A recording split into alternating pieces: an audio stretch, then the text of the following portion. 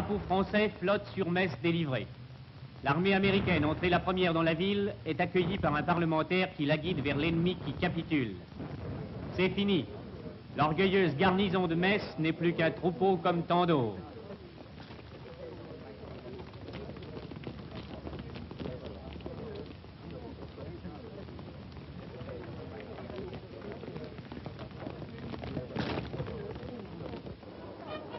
Au cours d'une prise d'armes, le général américain Walker remet la ville reconquise au général français Doddy en présence du préfet M. Rebouzet.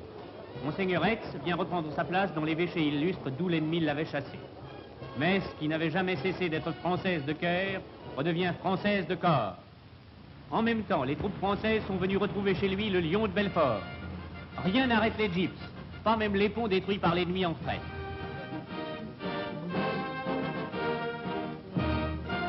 Les généraux Eisenhower et Delâtre de Tassigny préparent les dernières poussées. Les tirailleurs défilent les premiers dans cette ville qui ouvre aux armées alliées les portes de l'Alsace.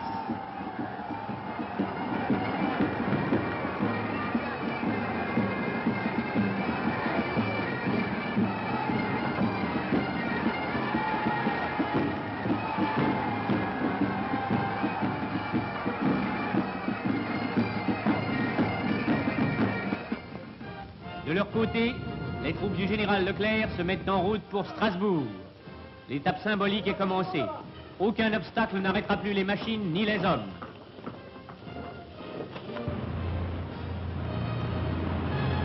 Et l'on passe. Toutes les forces, tous les courages sont attirés irrésistiblement vers la flèche aimantée de cette cathédrale qu'aucun Français ne peut voir sans un battement de cœur. Et c'est Strasbourg. Aux portes, le canon tonne encore. C'est l'entrée mystérieuse, déchirante, presque tragique dans une ville déserte, enfermée dans sa souffrance, qui n'ose pas croire encore qu'aujourd'hui elle s'éveille à la liberté.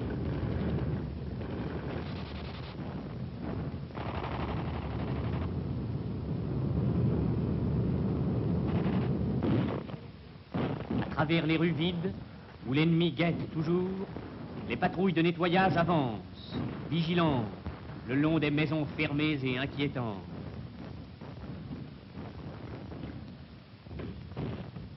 Les automitrailleuses préparent le chemin peu à peu. Les premiers drapeaux tricolores sortent de leur cachette. De rue en rue, de place en place, les héros de cette conquête audacieuse s'assurent du terrain, reconnaissent la ville qu'ils viennent de rendre à la France.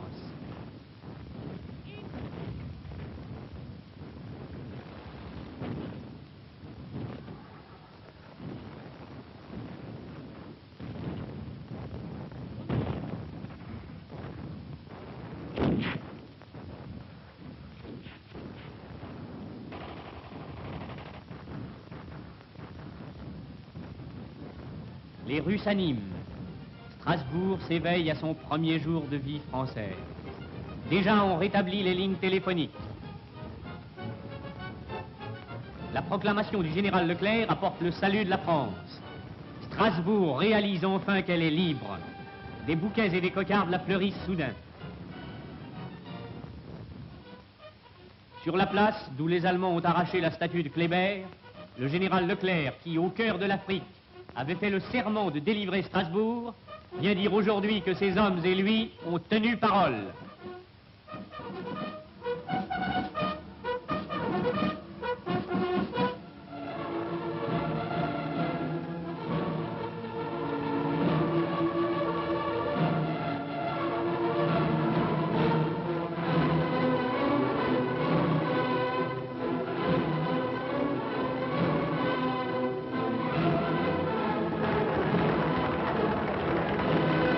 Qui tombe, la joie éclate.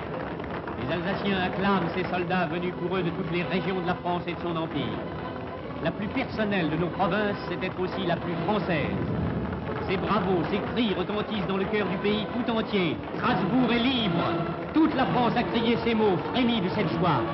Et c'est toute la France qui salue ce premier drapeau qui marche à travers une ville dont les faubourgs débouchent sur le Rhin.